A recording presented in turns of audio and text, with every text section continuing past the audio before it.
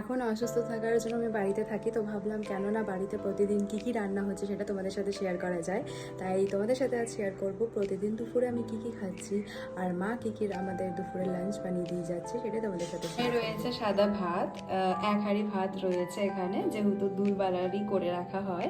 তো চলো তোমাদেরকে কি কি তরকারি করা হয়েছে সেটা তোমাদেরকে আজকে দেখাই। তোমাদেরকে দেখাই কি করেছে। তো এখানে রয়েছে সবজি দেওয়া ডাল, যেহেতু এখন আমাকে অনেক রকমের সবজি খেতে হয়, তাই মা এটা ডালে দিয়ে ভালো রকম খুব টেস্টি করে ডালটা করে। তো চলো তারপরে দেখাই মা। আর রয়েছে হচ্ছে মাছের ঝোল, এটা আশা করি রুই মাছ। এই যে মাছের মাথা রয়েছে, আর অনেক রকমের মাছ রয়েছে এখানে, অনেক পিস, এই যে গাদার পিস রয়েছে। এটা আলু, পটল আর আলু দিয়ে মা ঝোলটা করেছে, খুবই সুন্দর, দেখতেই পাচ্ছ, পাতলা করে, গরমের দিনে যেটা সবাই আমরা ভালোবাসি। সে ভেন্ডি সিদ্ধ, খুব ভালো লাগে, কার কার ভালো লাগে অবশ্যই কমেন্টে জানিও। রয়েছে আলু ভেন্ডি ঝুরঝুরে পোস্ত।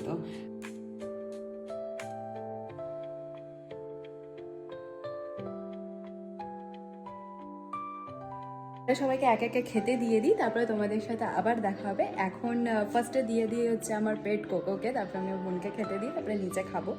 তো চলো তোমাদের সাথে আবার পরে দেখা হবে খাওয়ার ভিডিও নিয়ে। তো আজ থেকে আমি তোমাদেরকে প্রতিদিন দুপুরে কী কী রান্না হয়েছে তোমাদের সাথে শেয়ার করব।